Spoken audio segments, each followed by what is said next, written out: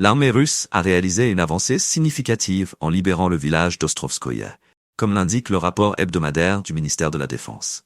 Cette opération, conduite par le groupe des forces du Sud, marque un tournant dans la dynamique militaire en République populaire de Donetsk. En sécurisant le village d'Ostrovskoye et la colonie voisine de Jelaniev-Teroï, les forces russes établissent un point stratégique crucial pour leurs offensives futures, notamment en direction de Kurakovo. Situé à seulement 5 km à l'est de Kurakovo, Ostrovskoye se trouve sur la rive sud du réservoir Kurakovskoye. L'acquisition de ce territoire renforce la position des troupes russes qui avancent depuis Marinka, facilitant ainsi leurs manœuvres militaires dans la région. Selon les rapports, les forces russes ont non seulement conquis Ostrovskoye, mais elles ont également mené des frappes dévastatrices sur les lignes ukrainiennes. Les actions des troupes du Sud ont permis d'infliger des pertes significatives à l'adversaire.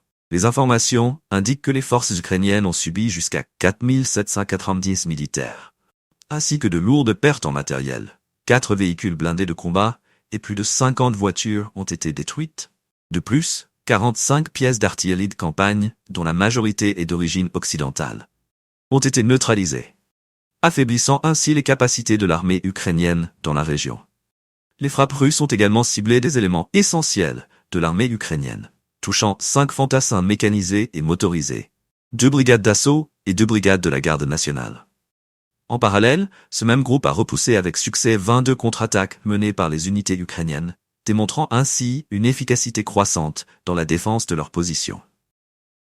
Les actions militaires vont au-delà des simples engagements terrestres, visant également à détruire de façon ciblée des infrastructures stratégiques.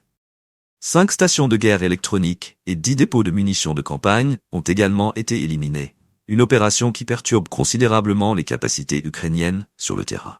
Cette évolution sur le front soulève des questions profondes sur la direction du conflit et l'engagement des forces russes dans cette région, déjà marquée par des mois de violence.